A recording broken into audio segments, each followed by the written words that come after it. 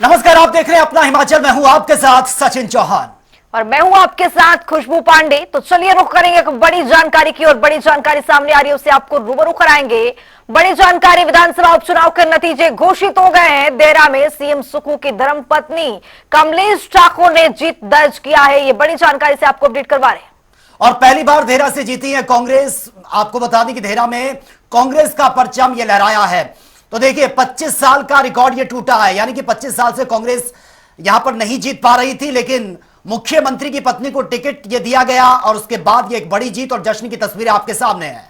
तो शिमला में देखिए किस तरह से जश्न मनाया जा रहा है। तो देहरा की तस्वीरें भी कुछ इसी तरह से बयां करती हुई देहरा में भी जश्न का माहौल देखा गया है। और आपको बता दें कि कमलेश ठाकुर ने 9,399 वोट जीतकर यहां पर लेकर के अपनी जीत को सुनिश्चित किया है। देहरा की तस्वीर हम आपको दिखा रहे हैं किस तरह से कार्यकर्ता में भारी उत्साह देखा जा रहा है। और आपको बता दें कि देहरा सीट हॉट सीट माना जा रहा था, क्योंकि यहां पर मुख्यमंत्री सुखविंदर सिंह के सुक्खू जी की पत्नी कमलेश ठाकुर यहां पर जीत दर्ज की है। और आपको बता दें कि यहां पर इस हॉट सीट इसलिए माना जा रहा था क्योंकि लगातार यहां पर जीत के कयास भी लगाए जा रहे थे। मुख्यमंत्री की पत्नी भी यहां पर, उनके भी साख का यहां पर बड़ा सवाल बना हुआ था। बिल्कुल खुशबू, और ये मुख्यमंत्री की अगर पत्नी की हम बात करें, उनके लिए ये पहला इलेक्शन था, यानी कि राजनीति में उन्होंने ये डेब्यू किया है और बहुत शानदार जीत उनको मिली है। तस्वीरें हम अपने दर्शकों को दिखा रहे हैं। तो देखिए ये तस्वीरें आपके सामने है।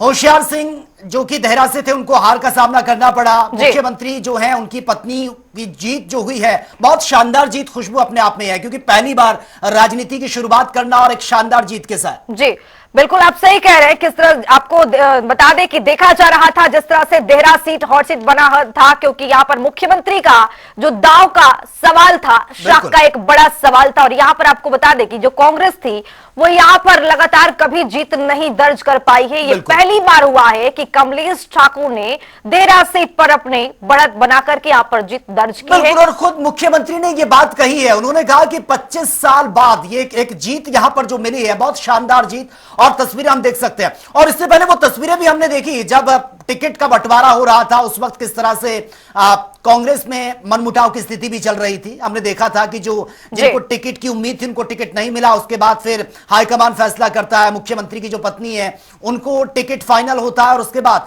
सब मिलजुल कर यह कहा जाता है कि कांग्रेस सब मिलकर आगे बढ़ेगी, प्रचार प्रसार करेगी, और एक शानदार जीत भी मिली है। लेकिन खुशबू, अगर हम हमीरपुर की बात करें तो यह सीट कहीं ना कहीं कांग्रेस के हाथ से यह फिसल गई है। बीजेपी को यहां पर जीत मिली है, छिटकती हुई नजर आई है। आपको बता दें कि एक हमीरपुर सीट जो है, आपको बता दें कि हमीरपुर सीट अपने आप में ये भी हॉट सीट माना जा रहा था। लोग यहाँ पर कयास लगाए जा रहे थे, लेकिन आखिरकार जो जीत हुई है, आपको बता दें कि आशीष शर्मा की यहाँ पर जीत हुई है। बीजेपी के प्रत्याशी, जनता ने कहीं भी किसी को नाराज नहीं किया है। आपको बता दें कि जनता की ओर से एक सीट बीजेपी की ओर से भी बीजेपी को भी मिली है। यहाँ पर हमीरपुर बीजेपी के उम्मीदवार आशीष शर्मा ने भी यहाँ पर जीत दर्ज की है।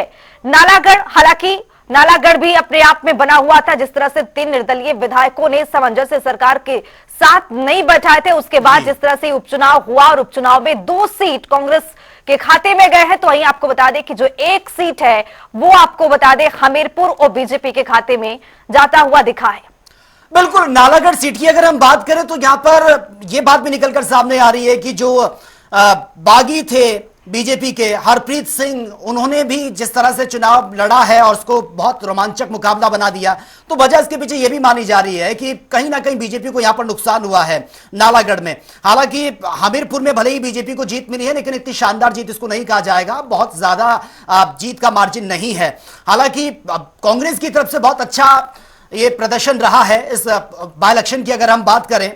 और देखिए खुशबू, अगर बात करें हम इससे पहले जो चुनाव हुए हैं, फिर चाहे हम लोकसभा की बात करें या फिर बाय इलेक्शन जो हुए हैं, उसमें भी कांग्रेस का बहुत बेहतर प्रदर्शन रहा है। अगर हम लोकसभा चुनाव को साइड में रख दें, और एक बार फिर से एक लगातार जो सवाल उठ रहे थे कांग्रेस को लेकर, सुक्खू सरकार को लेकर की गारंटियां जो हैं वो पूरी नहीं कर रहे हैं, जनता बहुत ज्यादा परेशान है, बड़े बड़े जो वादे कि उस पर खरा नहीं उतर रहे हैं। लेकिन जनता ने जिस तरह से अपना फैसला सुनाया है, हालांकि सरकार को अब कोई खतरा नहीं है, पहले भी नहीं था, अभी भी नहीं है, लेकिन जो जीत है वो कहीं ना कहीं कांग्रेस को और ज्यादा मजबूत करती है। बिल्कुल, और ये जो आंकड़ा है वो अब 40 का हो गया है विधानसभा में। यहाँ पर आपको बता दें कि विपक्ष भी हालांकि मजबूत हुआ है, क्योंकि जो नंबर की बात करें वो 28 पहुंच गए यहाँ पर।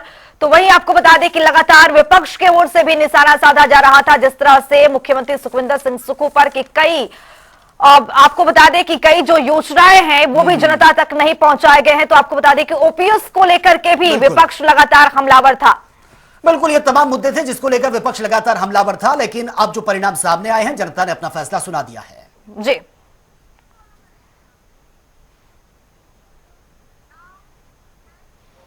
तो चलिए बुलेटिन में आगे बढ़ेंगे। हिमाचल प्रदेश में 3 विधानसभा उपचुनाव के नतीजे घोषित हो चुके हैं, जिनमें देहरा विधानसभा सीट से मुख्यमंत्री सुखविंदर सिंह की पत्नी और कांग्रेस प्रत्याशी कमलेश ठाकुर ने जीत हासिल कर लिया है और जीत का परचम उन्होंने लहराया है। वहीं हमीरपुर से बीजेपी के उम्मीदवार यानी कि आशीष शर्मा को जीत मिली है, तो वहीं नालागढ़ सीट से कांग्रेस प्रत्याशी हरदीप बाबा ने भारी बहुमत के साथ ये जीत हासिल की है।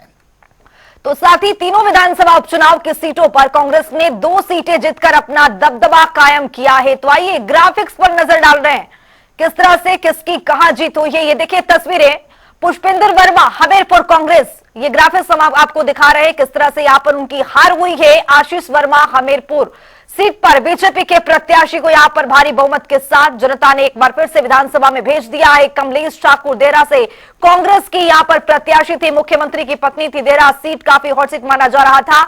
आखिरकार ये जो देहरा सीट है वो कांग्रेस के खाते में क्या है। कमलेश ठाकुर ने बड़ी बढ़त के साथ यहां पर जीत हासिल किया है।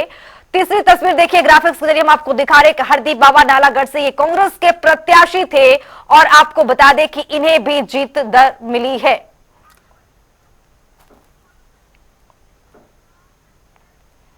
तो चलिए आगे बढ़ते हैं। हिमाचल में कांग्रेस की 2 सीटों पर जीत के बाद मुख्यमंत्री सुखविंदर सिंह सुक्खू की पत्नी कमलेश ठाकुर का बयान भी सामने आया है। उन्होंने कहा कि इसी के साथ ही कई दिग्गज क्या कुछ कह रहे हैं, उनकी प्रतिक्रियाएं भी सामने आई हैं और किस तरह से हिमाचल में जश्न का माहौल है वो भी एक बार देख लेते हैं।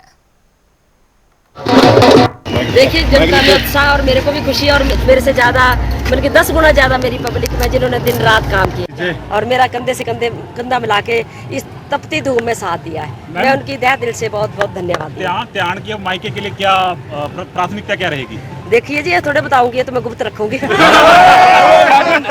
मैडम, शगुन मिला है बहुत आपको, अच्छा आप शगुन कह मिला रहे है थे कि आप वोट मांग रहे थे और शगुन के तौर पर अब देहरा ने आपको शगुन दिया है।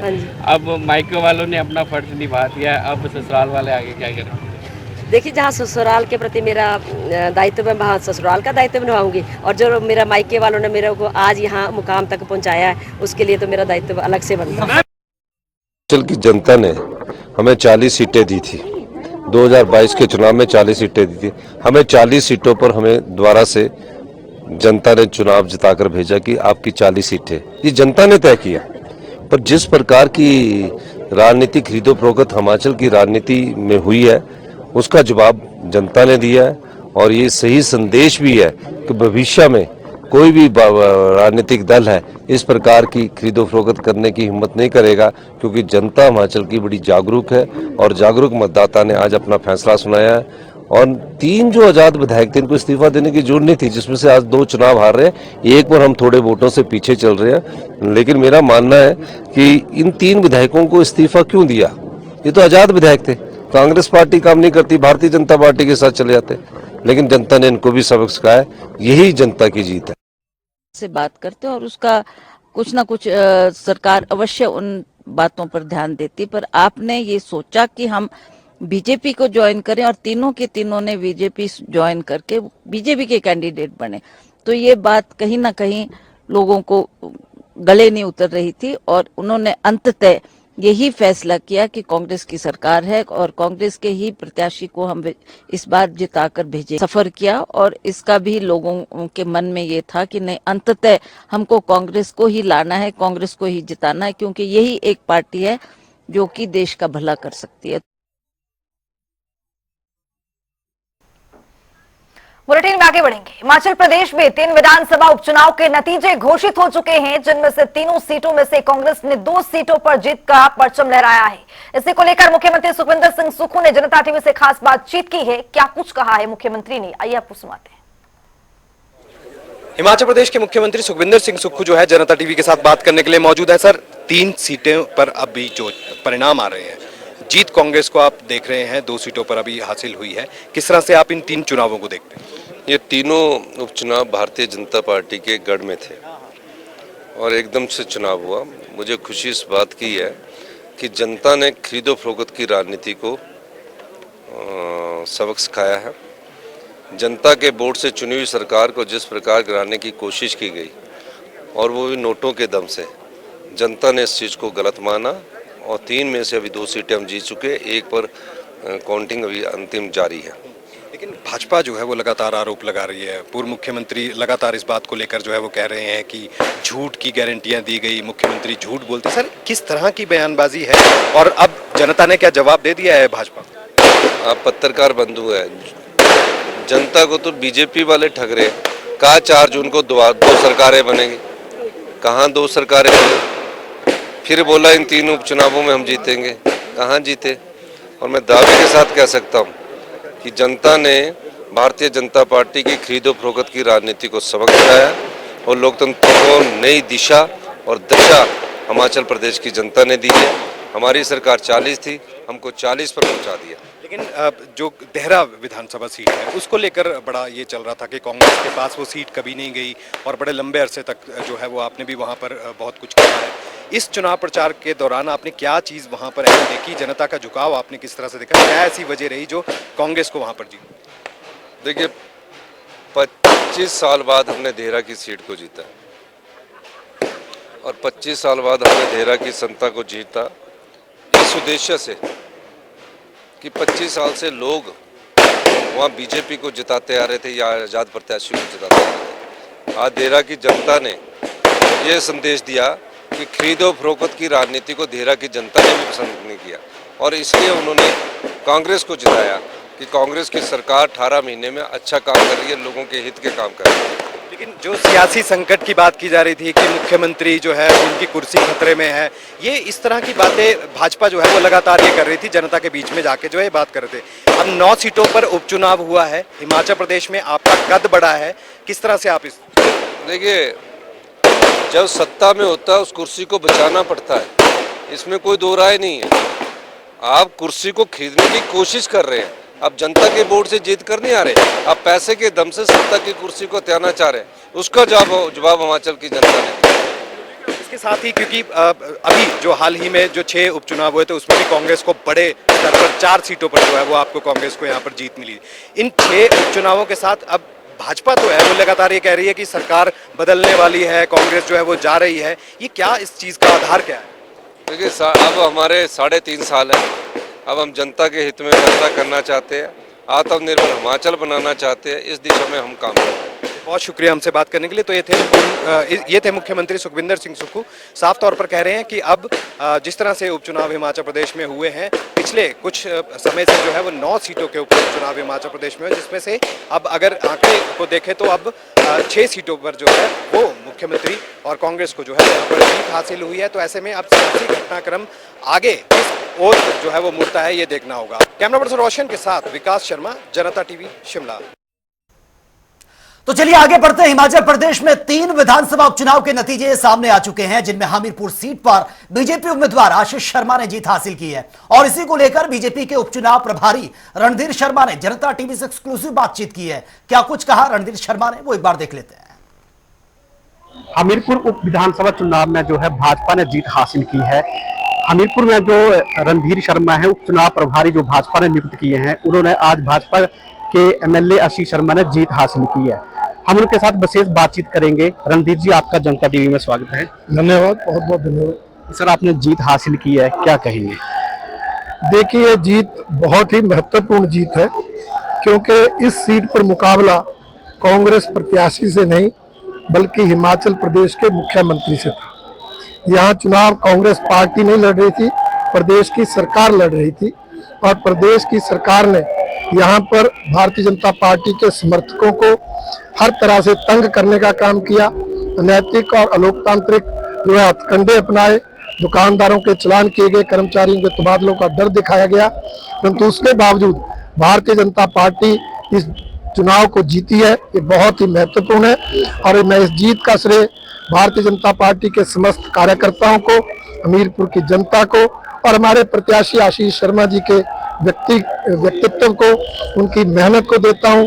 साथ ही अपने प्रदेश के नेताओं का, जिनका हमेशा मार्गदर्शन मिलता रहा, चाहे वो पूर्व मुख्यमंत्री जयराम ठाकुर हैं, चाहे हमारे सांसद अनुराग ठाकुर हैं, चाहे वो प्रदेश डॉक्टर बिंदल है, या हमारे संगठन महामंत्री सिद्धार्थन जी हैं, उन सब ने समय समय पर मार्गदर्शन किया, जिसके परिणाम स्वरूप ये महत्वपूर्ण जीत दर्ज हुई है। सर, मुख्यमंत्री अक्सर अपने भाषणों में कहते हैं कि भाजपा जो है दनबल का प्रयोग कर रही है, क्या कहेंगे? देखिए, उनके आरोप निराधार हैं। आज तक उन्होंने कोई भी सबूत अपने आरोपों के पक्ष में नहीं दिया। हमने पहले भी कहा, मुख्यमंत्री अपनी गरिमा को बनाए रखे, कोई आरोप लगाना है तो प्रमाण दें, सबूत दें, परंतु अभी तक कोई प्रमाण सबूत नहीं आया। और हमीरपुर में जो उनका अपना जिला है, उस मुख्यालय की सीट हारना, ये उनके आरोपों को निराधार साबित करता है। धन्यवाद बातचीत करने के लिए। ये थे हमारे साथ रणधीर शर्मा, जो कि भाजपा के उपचुनाव प्रभारी हमीरपुर में लगाए गए थे। उन्होंने जीत हासिल की है, जिसका श्रेय उन्होंने पार्टी कार्यकर्ताओं को दिया है। जनता टीवी के लिए हमीरपुर से अशोक राणा।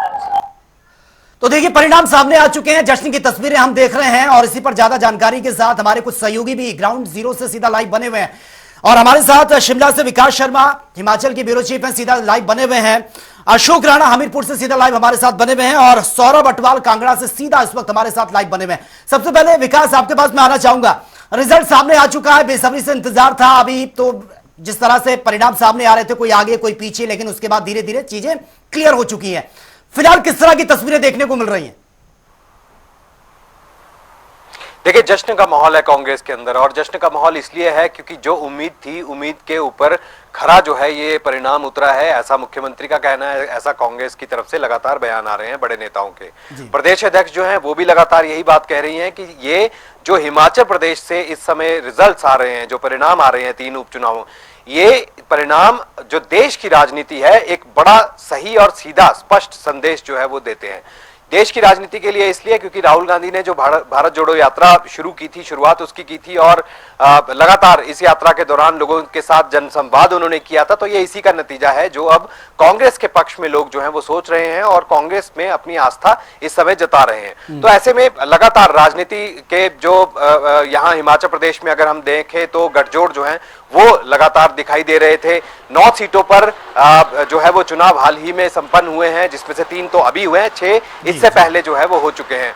और ऐसे में अगर भाजपा की हम बात करें तो भाजपा को बहुत ज्यादा बहुमत जो है वो यहां पर देखने के लिए नहीं मिला। इन 3 चुनावों में से 1 सीट पर भाजपा जो है वो जीत हासिल कर पाई है। अगर पिछले जो इससे पहले 6 उपचुनाव हुए थे उसमें भाजपा को जो है वो 2 सीटें यहां पर मिली थी। तो निश्चित रूप से भाजपा का जो नंबर हिमाचल प्रदेश विधानसभा के अंदर है वो जरूर बढ़ा है। 25 सीटों के साथ 2022 में जीत हासिल करके विधानसभा भाजपा जो है वो यहां पर पहुंची थी। अब 25 से वो आंकड़ा जो है वो 3 और आप उसमें जोड़ लीजिए, अब आंकड़ा 28 हो गया है। तो ऐसे में भाजपा के नेताओं के लिए जरूर ये अच्छी और सुखद खबर है कि जो इंडिपेंडेंट विधायक जो 3 जिनको लेकर चल रहे थे, जो पहले बिल्कुल आजाद निर्दलीय विधायक के तौर पर जो है वो यहां पर काम कर रहे थे, अब पार्टी के साथ जो है वो यहां पर जुड़ गए और नंबर भाजपा का जो है वो एक तरह से बढ़ गया है। वहीं अगर कांग्रेस की बात करें तो देखिए 2022 में 40 सीटें जो है वो जीतकर कांग्रेस पार्टी पूर्ण बहुमत के साथ सरकार उन्होंने बनाई थी और सत्ता में आई थी। तो ऐसे में लगातार ये देखा जा रहा था कि आरोप और प्रत्यारोप चल रहे हैं, मुख्यमंत्री की कुर्सी को खतरा तक जो है वो भाजपा की तरफ से बताया जा रहा था। ये भी बताया जा रहा था, दावा ये भी किया जा रहा था कि अब जल्द ही हिमाचल प्रदेश में नेतृत्व परिवर्तन के साथ साथ जो है अब सरकार का भी परिवर्तन होना दिखाई दे रहा है। तो इन दावों के बीच में जो वादे थे वो भी थे, गारंटियों का जिक्र भी लगातार जो है वो भाजपा करती नजर आई। अब आगे जीत जो है वो हासिल करके 40 का नंबर पूरा कांग्रेस के पास फिर से बन चुका है, पूर्ण बहुमत में इस समय है। सियासी संकट जैसी कोई परिस्थितियां हिमाचल प्रदेश में फिलहाल सुक्खू सरकार के ऊपर जो है वो यहां पर नजर नहीं आती। कांग्रेस के लिए ये बहुत सुखद बात है कि सरकार जो है फिलहाल यहां पर अभी बनी रहेगी। ऐसे में आपके पास लौटेंगे, लेकिन हमारे साथ हमारे संवाददाता हमीरपुर से अशोक राणा जुड़े हुए हैं। अशोक, क्या कुछ तस्वीरें वहां से निकल करके सामने आ रही है? क्योंकि जो हमीरपुर एक वही सीट है जिस पर भाजपा ने यहाँ पर बीजेपी पार्टी ने जीत दर्ज की है, क्या कुछ तस्वीरें फिलहाल? बिल्कुल, हमीरपुर में जो है भाजपा ने सीट पर हासिल की है, क्योंकि लगातार आपको बताया जा रहा था कि हमीरपुर में जो है कांटे की टक्कर है दोनों पार्टियों के बीच में। हालांकि प्रदेश के मुख्यमंत्री और तमाम नेता जो कांग्रेस पार्टी के रहे हैं वो यहाँ पर प्रचार करने के लिए पहुंचे थे। वहीं भाजपा के नेताओं ने भी पूरा जोर लगाया था सीट को जीतने के लिए। अनुराग सिंह ठाकुर भी मैदान में उतरे हुए थे इस सीट को जिताने के लिए। आखिरकार भाजपा ने जो है यहाँ पर जीत हासिल की है। पर बात यह है कि जो आशीष निर्दलीय विधायक थे, पहले उन्होंने 13,000 से ये सीट जो हमीरपुर की जीती थी, लेकिन अब उनकी जीत का मार्जिन मात्र 1571 वोट रह गया है। ये कहीं ना कहीं भाजपा के लिए भी सोचने और मंथन करने की बात है। वहीं कांग्रेस का जो वोट बैंक है जो इस चुनाव में बड़ा है। जी जी जी बिल्कुल। लेकिन अशोक, जिस तरह से बीजेपी को जीत यहां पर मिली है, लेकिन हमीरपुर खुद मुख्यमंत्री का गृह जिला है, वहां पर हार जाना कांग्रेस के प्रत्याशी का, इसको किस तरह से देखा जा रहा है? क्योंकि अगर वो कांग्रेस का प्रत्याशी जीत जाता तो एक और अच्छा मैसेज जाता, क्योंकि बाकी 2 सीटों पर तो जीत मिली है, सिर्फ यही हार का सामना करना पड़ा कांग्रेस को। ये बिल्कुल सही कहा आपने। जो यहाँ के मुख्यमंत्री हैं उनके लिए यहाँ की सीट जीतना जो था बहुत जरूरी था, लेकिन लोगों ने जो अपना जनमत दिया है भाजपा की ओर दिया है। इस पर कहीं ना कहीं जो है मुख्यमंत्री और कांग्रेस पार्टी को जो है मंथन करना पड़ेगा कि हमीरपुर में जो सीट हारी है ये क्यों हारी है। इस पर कांग्रेस को विचार करना पड़ेगा। और रही बात है हमीरपुर में जो है कि शुरू से ही भाजपा का गढ़ रहा है। इस सीट पर पिछले 8 सालों से पिछले 8 लगभग जो चुनाव हुए, माफ कीजिएगा, जो चुनाव हुए हैं सिर्फ अनीता वर्मा के बाद कोई भी प्रत्याशी जो है कांग्रेस का यहाँ पर जीत हासिल नहीं कर पाया है। जी नालागढ़ से आपको बता दें कि माफ कीजिएगा कांगड़ा से हमारे सहयोगी, हमारे संवाददाता अटल और सौरभ अटवाल जुड़े हुए हैं। सौरभ, क्या कुछ तस्वीरें वहां से निकल करके सामने आ रही है? क्योंकि हर जगह जश्न का माहौल है, तस्वीरें साफ हो चुकी हैं, क्या कुछ तस्वीरें वहां पर? के करीब जो है ये काउंटिंग का दौर जो प्रक्रिया शुरू हुई थी, लेकिन 3 राउंड तक जो भाजपा के विधायक थे, उम्मीदवार थे होशियार सिंह, वो कहीं ना कहीं कांग्रेस से आगे चल रहे थे। लेकिन जिस तरह से दबिता गया, इस तरह से ईवीएम खुलती गई तो कहीं ना कहीं कांग्रेस के उम्मीदवार कमलेश ठाकुर को जो है कहीं ना कहीं बढ़त मिलना शुरू हुई और राउंड चलते गए और कांग्रेस जो है बढ़त बनाती गई और अंततः कमलेश ठाकुर ने जो है इन उपचुनावों में जो है अपनी जीत दर्ज करवाई है। इस जीत के बाद जो है कांग्रेस कार्यकर्ताओं ने खूब जश्न भी मनाया है। इसके बाद जो है खुद कमलेश ठाकुर जो है वो काउंटिंग सेंटर पे पहुंची थी और उन्होंने ये कहा था कि इस जीत का श्रेय वो हर कांग्रेस पार्टी के कार्यकर्ताओं को देना चाहती है, जिनकी दिन रात की मेहनत के बाद उन्होंने ये जीत हासिल की है। जी कुछ आप शिमला चलेंगे अपने सहयोगी विकास शर्मा जी के पास। विकास शर्मा, जिस तरह से तस्वीरें सामने आई है, 2 सीट यहाँ पर विधानसभा में जो संख्या बल है वो बढ़ गया है और विपक्ष भी यहाँ पर मजबूत होता हुआ नजर आ रहा है। इस सामंजस्य को आप किस तरह से देख रहे हैं? देखिए, कांग्रेस जो है पहले ही 2022 में जब चुनाव हुए थे विधानसभा के, जब आम चुनाव हुए थे, तो उसमें यही देखा जा रहा था कि नंबर कितना है। उस समय मैं आपको फिर से एक बार जो है इसमें बताना चाहूंगा कि 40 सीटों पर कांग्रेस पार्टी जीत हासिल करके पूर्ण बहुमत कहा जा रहा था और पूर्ण बहुमत के साथ विधानसभा पहुंची थी। 25 सीटों पर जो है वो भाजपा को जीत मिली थी, ये नंबर था, और इसके साथ साथ 3 सीटों पर निर्दलीय विधायक थे। घटनाक्रम जो है वो तब बदलता है जब राज्यसभा का चुनाव होता है।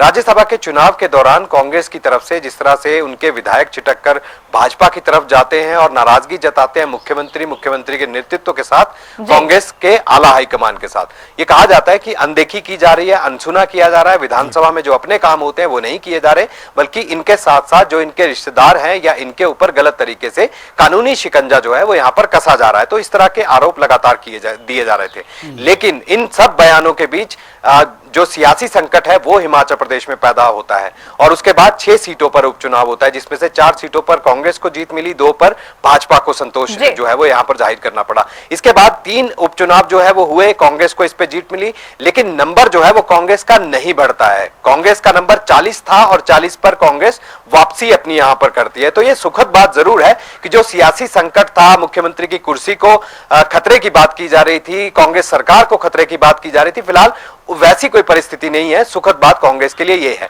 भाजपा के लिए सुखद बात यह है कि 25 सीटों पर भाजपा जो है वो विधानसभा पहुंची थी और उसके बाद अब जब 3 सीटों पर उनको फिर से जीत मिली है, ये 1 सीट तो ये 3 में से जो 3 उपचुनाव अभी हाल ही में हुए हैं, इसके ऊपर से 1 सीट जो है वो हमीरपुर की उनको मिल रही है और इसके अलावा 2 जो 6 उपचुनाव हुए थे उसमें से 2 सीटें मिली थी। तो 3 सीटों पर जो है वो भाजपा को बढ़त मिली है। लिहाजा भाजपा के नेताओं में जोश है, उत्साह है और खुशी इस बात को लेकर है कि जो नंबर पहले 25 था अब वो बढ़कर 28 हो चुका है। लेकिन जो सियासी संकट की बात की जा रही थी, ये कहा जा रहा था कि मुख्यमंत्री या उनकी कुर्सी या फिर सरकार को यहां पर खतरा है, तो इस तरह का घटनाक्रम जो है ये 6 उपचुनाव के साथ ही ये अटकलें थम गई थी। इसके बाद फिलहाल अभी ऐसा कोई खतरा जो है वो नजर नहीं आता। मजबूती के साथ मुख्यमंत्री का कद बढ़ा है, पहली बात यह है। कांग्रेस सरकार और मजबूत हुई है, दूसरी ये बात है। तीसरा, हाईकमान के सामने कहीं ना कहीं मुख्यमंत्री सुखविंदर सिंह सुक्खू को जो फ्री हैंड दिया गया था अब वो पूरी तरह से कायम रहेगा। फिलहाल मुख्यमंत्री पूरी तरह से कार्यप्रणाली में अपना जिस तरह से काम वो कर रहे हैं, जिस तरह से नेतृत्व उनका जो है वो चल रहा है और आगे की गारंटियों को अमली जामा पहनाना है और ये सारी चीजें जो है वो चल रही हैं। ये सुखद बात है कि नंबर 40 का 40 ही है, एक भी नंबर जो है वो इसमें नहीं बढ़ा है। हाँ, इतना जरूर है कि वो घटा नहीं है, ये एक बड़ी सुखद बात है कांग्रेस सरकार के लिए, सुक्खू सरकार के लिए। फिलहाल राजनीतिक घटनाक्रम और भी आगे कई करवट जो है वो बदलने वाला है। इस बात के संकेत भाजपा के बड़े नेताओं की तरफ से दिए गए हैं, नेता प्रतिपक्ष की तरफ से दिया गया है और यह भी कहा गया है कि आने वाले समय में यह घटनाक्रम और बढ़ेगा, यानी कि यहां से अब घटनाक्रम कम नहीं होगा। और आने वाले दिनों में यह भी संकेत मिल रहे हैं भाजपा और विपक्ष की तरफ से खास तौर पर कि और भी उपचुनाव हिमाचल प्रदेश में हो सकते हैं। अब ये होते हैं नहीं होते हैं ये आगे देखना होगा। फिलहाल संकेत के ऊपर जो है ये सारी चीजें चल रही हैं और आरोप और प्रत्यारोप का दौर जो है वो भी लगातार यहां पर जारी है। ठीक है, चलिए बहुत बहुत शुक्रिया विकास आपका, सौरभ आपका भी बहुत बहुत शुक्रिया हमसे जुड़ने के लिए और अशोक आपका भी बहुत बहुत शुक्रिया इस तमाम जानकारी के लिए। तो फिलहाल इस बुलेटिन में इतना ही, लेकिन जनता टीवी पर खबरों का सिलसिला लगातार जारी है।